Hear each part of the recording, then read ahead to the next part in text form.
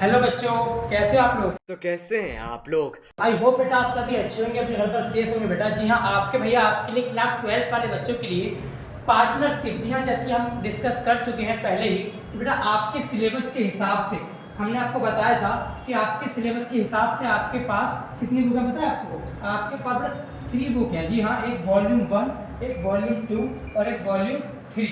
एक वॉल्यूम 1 है और एक वॉल्यूम 2 है और एक वॉल्यूम 3 है। इस तरीके से आपके पास टोटल 3 बुक्स है बेटा, जिसमें हमने आपको बताया था कि जो आपकी वॉल्यूम 1 है उसका नाम क्या है, पार्टनरशिप। जी हाँ, क्या नाम है उसका, पार्टनरशिप। जो कि आज की वीडियो में हम ही डिस्कस करने जा रहे हैं कि पार्टनरशिप होता क्या है और हम यहाँ पर कैसे अकाउंटिंग करने वाले हैं। जो आपकी सर वॉल्यूम नंबर 2 है ना भैया, जो वॉल्यूम 2 है इसका नाम क्या है सर, इसका नाम है अकाउंटिंग फॉर कंपनी। जी हाँ, जो वॉल्यूम 2 है बेटा वो कंपनी की बात करती है और जो लास्ट वाली वॉल्यूम है वॉल्यूम नंबर 3 ये जो है क्या है, फाइनेंशियल स्टेटमेंट को एनालाइज करती है। तो ये सारी बातें हम ऑलरेडी डिस्कस कर चुके हैं। ठीक है, अब बात करेंगे हम नेक्स्ट डिस्कस की कि सर वॉल्यूम 1 जो आपका है वो एग्जाम में कितने मार्क्स का है जी, सर 36 मार्क्स का है। जी हाँ, टोटल 36 मार्क्स का आपकी ये बुक है वॉल्यूम 1, जिसकी शुरुआत हम करने जा रहे हैं आज। तो सर सुनना ध्यान से कि फंडामेंटल का मतलब क्या है। यहाँ पे आपके चैप्टर 1 का नाम क्या रखा गया, that is fundamental of partnership. मतलब कि पार्टनरशिप होता क्या है, यहाँ बेसिस पढ़ने वाले हैं कि व्हाट इज पार्टनरशिप, डीड क्या होती है, कितने लोग आएंगे तब पार्टनरशिप स्टार्ट होगी, कुछ ऐसे यहाँ पे सीखने वाले हैं। तो चलिए शुरू करते हैं बेटा। तो चलिए शुरू करते हैं। जो आपका फर्स्ट टॉपिक है वो क्या है कि पार्टनरशिप होता क्या है। सर याद रखना, पार्टनरशिप कोई आपसे पूछ ले कि पार्टनरशिप की डेफिनेशन कौन से एक्ट में लिखी गई है तो आप क्या बोलेंगे, तो आप ये कहेंगे कि सर इंडियन पार्टनरशिप एक्ट 1932। जी हाँ, इंडियन पार्टनरशिप एक्ट 1932 में ये बात लिखी गई है, क्या पार्टनरशिप की डेफिनेशन लिखी गई है। इसके अलावा कोई आपसे ये कह दे कि सेक्शन में लिखी हुई है तो आंसर क्या होगा, सेक्शन 4। जी हाँ, section 4 the Indian partnership act 1932 ने क्या कहा कि पार्टनरशिप है क्या, वो कहता है सर पार्टनरशिप ना रिलेशन है। क्या कहा, partnership is a relation between persons, यानी पर्सन के बीच में, आदमियों के बीच में, व्यक्तियों के बीच में ऐसा रिलेशन है जो क्या करेगा, हु हैव एग्रीड, जहां पर लोग एग्री होंगे क्या करने के लिए, शेयर करेंगे, क्या प्रॉफिट शेयर करेंगे। मैंने आपको समझाया था, जो बच्चे हमसे फेस टू फेस जुड़े हुए हैं उनको पता होना चाहिए। हमने एग्जांपल दिया था बेटा हेरा फेरी मूवी का। जी हाँ,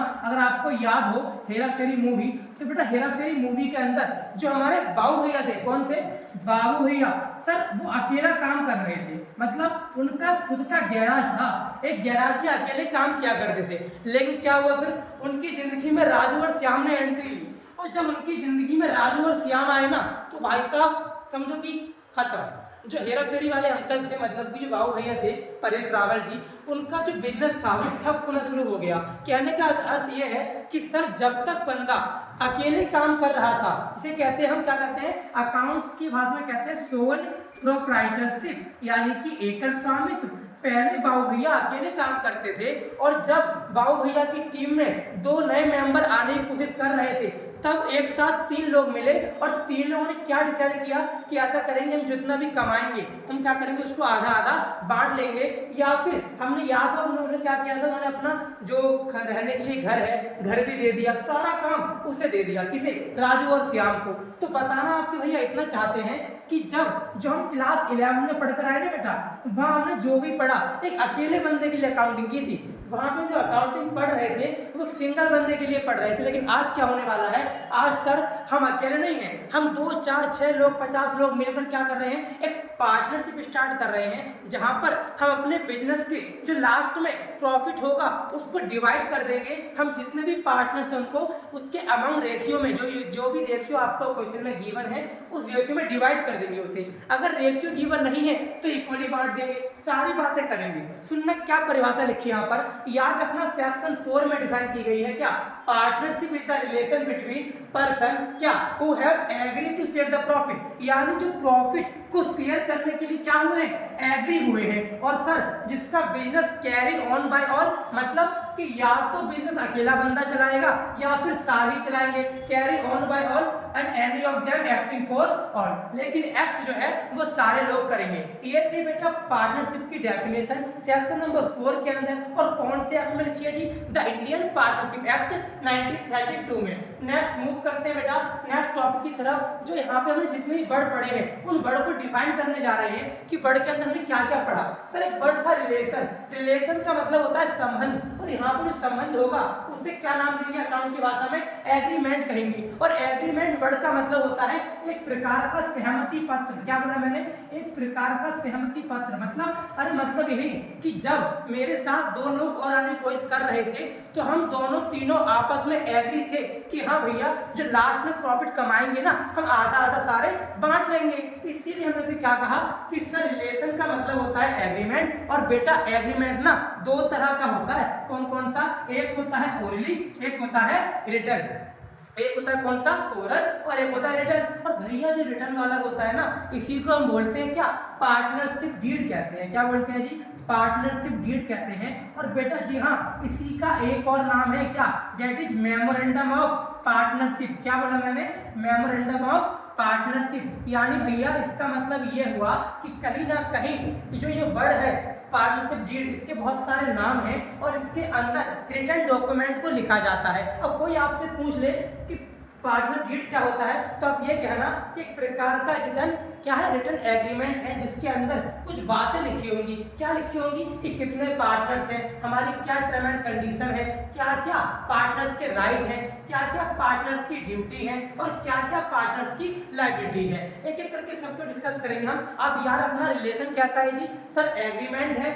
एग्रीमेंट दो तरह का होता है, कौन कौन सा, रिटर्न और ओरल। जो हमारी पार्टनरशिप है वो रिटर्न वालों को ज्यादा फोकस करती है क्योंकि ओरली तो कोई कुछ भी कह के चलाता है, यानी कि वादों को निभाता नहीं है। ठीक है जी, नेक्स्ट टॉपिक की मूव करते हैं कि सर टॉपिक नहीं है, उसी डेफिनेशन के अंदर हम चीजों को पढ़ रहे हैं। अब टॉपिक आता है कि एक पार्टनरशिप के अंदर कम से कम कितने लोग होने चाहिए और कौन कौन नहीं हो सकता। ठीक है जी, तो भैया मिनिमम 2 पर्सन, जी हाँ कम से कम 2 लोग पार्टनरशिप में होने चाहिए और मैक्सिमम 50 लोग पार्टनरशिप में होने चाहिए। और हाँ एक खास बात लिखी मैंने यहाँ पर, क्या मैंने लिखा, कॉम्पिटेंट टू कॉन्ट्रैक्ट। एक वर्ड बेटे यहाँ पे कॉन्ट्रैक्ट। अब इसका मतलब क्या होता है सर, कॉन्ट्रैक्ट का मतलब होता है, कॉन्ट्रैक्ट एक प्रकार का एग्रीमेंट है। Contract is an agreement, contract is an agreement which is forcible by law. जो क्या होगा, जो कि इनफोर्सेबल बाय लॉ होगा। ठीक है जी, कहने का मतलब केवल इतना सा ही है कि सर यहाँ पे हम ये पढ़ने वाले हैं कि कौन कौन व्यक्ति पार्टनरशिप में एंटर नहीं कर सकता, मतलब कौन कौन इनकम्पिटेंट है। ठीक है जी, हम क्या पढ़ रहे हैं, कंपिटेंट। हमें क्या पढ़ना है, कौन कौन इनकम्पिटेंट है। इसका मतलब ये हुआ कि सर जो ये है माइनर, एक बच्चा पार्टनरशिप के अकॉर्डिंग एक माइनर पार्टनरशिप के अंदर एंटर नहीं हो सकता। अच्छा भैया, और ये भाई साहब कौन से भाई साहब जानते हो आप लोगों ने, ये गजनी तो है। गजनी मतलब ये लुनेटिक बंदा है, एक पागल इंसान है, एक मैड इंसान है। और कोई लुनेटिक पर्सन का माइंड जो है इतना मैच्योर, हम ये मान के चलते हैं कि माइनर का माइंड मैच्योर नहीं होता। और गजनी के केस में मैं आपको ये बताना चाहता हूँ कि कैसा बंदा है, पर्सन ऑफ अनसाउंड माइंड है, मतलब ये पागल है, लुनेटिक है, चीजों को भूल जाता है, short term memory loss. Movie याद है आपको। इसके बाद लास्ट मैंने क्या लिखा, person of disqualified by law, यानी ऐसा व्यक्ति जिसे सरकार की तरफ से क्या कर दिया गया हो, लॉ ने डिस्क्वालीफाई कर दिया। मतलब ये कि उसको किसी प्रकार की जेल वगैरह हुई थी, जो कि अब यानी गलत काम कर रहा था जिससे वो जेल वगैरह गया, वो व्यक्ति भी हमारी पार्टनरशिप के अंदर एंटर नहीं कर सकता। तो ये थे टॉपिक। और हाँ एक खास बात याद रखना, एक पार्टनरशिप के अंदर मैक्सिमम 50 लोग होने चाहिए। और कोई आपसे पूछ ले ऐसा किसने कह दिया 50 होने चाहिए, तो बता देना, क्या बताना कि रूल नंबर 10, क्या बताना है कि रूल नंबर 10 के अंदर लिखा हुआ है। और कौन सी एक्ट में लिख दिया sir, company rule, company miscellaneous rule, company miscellaneous rule के अंदर ये बात लिखी हुई है। वो रूल का नाम क्या है, वो रूल है बेटा 2014। जी हाँ याद रखना बेटा, आपकी टीएस ग्रेवाल बुक के अनुसार ये बात कही गई कि rule number 10 company miscellaneous rule 2014 ने ये कहा कि एक पार्टनरशिप के अंदर मैक्सिमम 50 मेंबर हो सकते हैं और ये 3 लोग डिस्क्वालीफाई है, मतलब कि ये पार्टनरशिप के अंदर एंट्री नहीं ले सकते। आगे बात समझ। द नेक्स्ट टॉपिक इज, अब भैया यहाँ पे एक बात लिखी थी क्या, कैरिड ऑन बाय ऑल और any of them acting for all. इसका मतलब क्या है? इसका मतलब है कि ऐसा हो सकता है ना यार कि सपोज करो कि मैं पार्टनरशिप में, हम 50 लोग मेंबर हैं और मैं क्या कर रहा हूँ, कभी आता ही नहीं, मतलब मैं कभी कभी आता हूँ और जो एक पर्सन और है वो डेली हमेशा रहता है यहाँ पर ऑफिस में, तो वो क्या कहता है कि यार मैं तो ज्यादा रहता हूँ ना, लेकिन प्रॉफिट तो उतना ही मिलेगा। तो हम क्या कर रहे हैं, हम अभी लाइन को मतलब समझाना चाहते हैं कि वो बंदा ये कहता है देखो कि तुम्हें तो ज्यादा आइडिया है नहीं हमारे बारे में कि यहाँ पर क्या अफेयर चल रहे हैं, यहाँ पे क्या हो रहा है, आज क्या हुआ, कल क्या हुआ, लेकिन मैं अपना पूरा टाइम यहाँ पर दे रहा हूँ तो ना मैं यहाँ का प्रिंसिपल बन जाता हूँ। मतलब मैं आप लोगों का क्या करूंगा, मैं आप लोगों को गाइड करूंगा, यानी मैं गाइड करूँ, मैं कौन बन गया, मैं बन गया प्रिंसिपल, और आप सभी मेरे क्या हो, आप सभी मेरे एजेंट हो।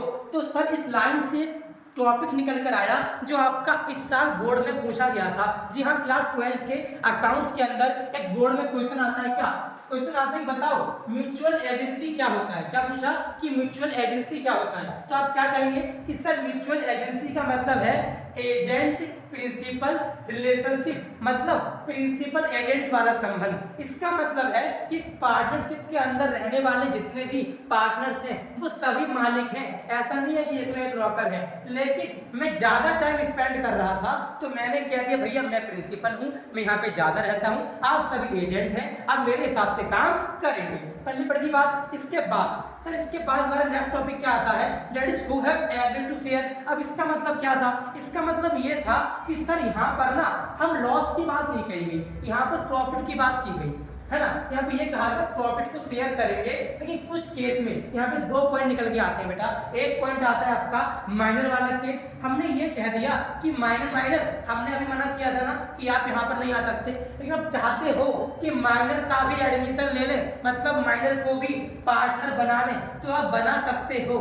लेकिन याद रखना, हम ऐसा मानते हैं कि माइनर जो है वो इमैच्योर पर्सन है, वो मैच्योर नहीं हुआ है, वो प्रॉफिट के रिगार्डिंग बात को अभी नहीं समझने लायक हुआ है। इसीलिए पार्टनर्स पहले ही डिसाइड कर लेते हैं और डीड के अंदर ये बात लिख देते हैं कि सर माइनर को ना हम ना कभी भी लॉस नहीं देंगे, यानी अगर कभी लॉस हुआ भी तो माइनर अपनी जेब से पैसा नहीं भरेगा, उसको केवल प्रॉफिट ही दिया जाएगा। और हम आगे पढ़ेंगे बेटा, टॉपिक भी आपका, इसका नाम क्या है, गारंटी ऑफ मिनिमम प्रॉफिट। ठीक है जी। इसके अलावा सर जो बिजनेस है पार्टनरशिप का वो कैसा होना चाहिए, वो लॉफुल होना चाहिए, मतलब लीगल होना चाहिए। ऐसा नहीं कि आप 4 दोस्त मिलते हैं और गांजा अफीम हेरोइन का बिजनेस करते हैं। सर आप अफीम वगैरह नहीं बेच सकते, आप पार्टनरशिप जो है किसी लॉफुल काम की करेंगे, किसी लीगल काम की करेंगे, ना कि आप किसी भी काम को लेके काम कर सकें। सर चैरिटेबल ट्रस्ट, क्या बोला मैंने, चैरिटेबल ट्रस्ट या फिर चैरिटेबल एक्टिविटी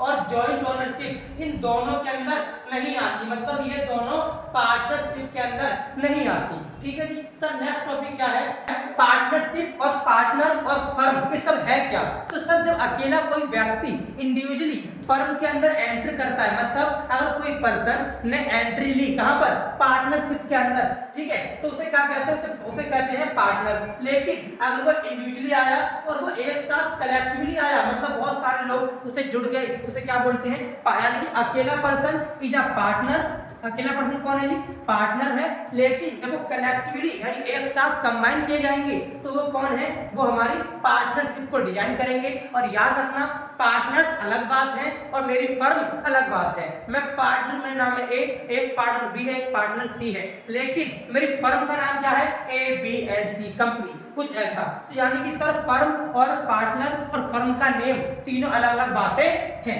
ठीक है जी। इसके बाद सर क्या बनने जा रहे हैं हम कि सर जो नेचर है वो नेचर क्या होते हैं, किसके, पार्टनरशिप के। तो याद रखना, पार्टनरशिप के बेटा टोटली 2 नेचर बताए गए। एक बताया गया लीगल पॉइंट ऑफ व्यू, क्या बताएगा, लीगल पॉइंट ऑफ व्यू, एक बताया गया अकाउंटिंग पॉइंट ऑफ व्यू। जो हम पढ़ते हैं अपनी रियल लाइफ में वो कौन सा पढ़ते हैं? हमें तो भैया अकाउंटिंग सीखनी है ना, हम तो अकाउंटिंग पॉइंट ऑफ व्यू से पढ़ते हैं। और अकाउंटिंग क्या कहती है? अकाउंटिंग ये कहती है कि पार्टनर अलग है और पार्टनरशिप अलग है, जो कि क्लास 11 में पढ़ के आ चुके हैं। इस कॉन्सेप्ट का नाम क्या था? बिजनेस एंटिटी कॉन्सेप्ट इसका नाम था। लेकिन सर जो लीगल पॉइंट ऑफ व्यू है ये कहता है कि नहीं नहीं, पार्टनर पार्टनरशिप तुम दोनों अलग नहीं हो, तुम दोनों एक ही हो। क्यों? ऐसा क्यों कहा? ऐसा इसीलिए कहा, अगर कल को हमारी फर्म में लॉस हो गया तो सारे मना कर देंगे कि भैया लॉस हो गया, मैं तो नहीं भरूंगा, मेरे बस की नहीं है। तो भाई साहब इंडियन पार्टनरशिप एक्ट 1932 में ये बात एक्ट के अंदर लिख दी गई, अगर आपको फर्म में लॉस होता है तो आपको अपने प्राइवेट एसेट, आपकी निजी संपत्तियां बेच दी जाएंगी और आपकी निजी संपत्तियां बेचकर आपको पार्टनरशिप का लॉस फुलफिल करना पड़ेगा। हम नहीं जानते, ठीक है सर। तो यार अपना दो तरह के नेचर हैं, एक का नाम है क्या? अकाउंटिंग पॉइंट ऑफ व्यू, एक का नाम है legal point of view. Now बेटा नेक्स्ट मूव करते हैं लास्ट टॉपिक की तरफ कि अकाउंटिंग के फीचर्स क्या है। अकाउंटिंग के फीचर्स, तो पहली बात तो बहुत सिंपल, आपको पता होनी चाहिए क्या कि दो या दो से ज्यादा लोग होंगे ना वो ही पार्टनरशिप को बना सकते हैं, ठीक है। और कोई यार आपसे पूछ लेना कि पार्टनरशिप डीड कंपलसरी है नहीं है, तो आप क्या बोलेंगे? नहीं है, ठीक है। 2 और मोर पर्सन होना जरूरी, हमने बात कर ली। क्या बात करी कि मैक्सिमम कितने? 50 और मिनिमम कितने? मिनिमम 2 और मैक्सिमम 50। और कहाँ लिखी है बात? 464 सेक्शन था कंपनी एक्ट 2013 का। सर ये कंपनी एक्ट है और ये सेक्शन है, मैंने आपको रूल भी बता दिया। मैंने कहा कि रूल 10 है। रूल क्या है? रूल 10 है। और कौन से रूल है जी? सर रूल का नाम है कंपनी मिसलेनियस रूल 2014, यानी मिसलेनियस रूल 2014 के अंदर बात लिखी हुई है कि 50 मेंबर, और कौन से सेक्शन में? 464 में। सर सेकंड फीचर्स क्या है? एग्रीमेंट। अगर कोई बंदा पार्टनरशिप में आ रहा है तो एग्रीमेंट जरूरी है, चाहे वो रिटन हो चाहे वो ओरल हो, और एक पीरियड ऑफ टाइम के लिए होगा और अपनी मर्जी से भी हो सकता है। इसके बाद सर अगर नेक्स्ट टॉपिक की बात करें, दैट इज नेक्स्ट फीचर्स की, थर्ड फीचर का नाम क्या है सर? Lawful business. हमने बात कर ली पहले ही कि सर जो व्यापार होगा वो कैसा होगा? लॉफुल हो, कोई आप इलीगल काम नहीं करेंगे। और लास्ट पॉइंट डील क्या कि सर प्रॉफिट शेयरिंग की यहाँ पर जरूरी है कि प्रॉफिट को बांटें। लॉस को बांटना कंपल्सरी रखा गया लेकिन प्रॉफिट को रखा गया। नाउ बेटा इसके बाद जो पांचवा पॉइंट था वो आपको बात कर रहा है किसके बारे में कि business can be carry on by all, मतलब कि म्यूचुअल एजेंसी वाली बात। तो ये थे आपके पार्टनरशिप के फीचर्स और नेचर और पार्टनरशिप होती क्या है, ठीक है जी। तो आई होप आपकी वीडियो अच्छी लगी होगी बेटा। वीडियो को लाइक करना मत भूलना। हमारे ये वाली वीडियो क्लास 12 की बीएसटी वाली ऑलरेडी अपलोड है यूट्यूब पर, आप ये देख सकते हैं। आपके भैया ने आपको शॉर्टकट ट्रिक के माध्यम से बहुत सारे आपको पॉइंट याद करवाए हैं। तो क्लास 12 की हमारी केवल यही वीडियो नहीं, बहुत सारी मैजिकल ट्रिक, बिजनेस का जादू अपलोड कर रखा है, प्लेलिस्ट आप चेक कर सकते हैं। तो बस ऐसे ही वीडियो को प्यार देते रहें और लाइक करना मत भूलना। ये आपकी अपनी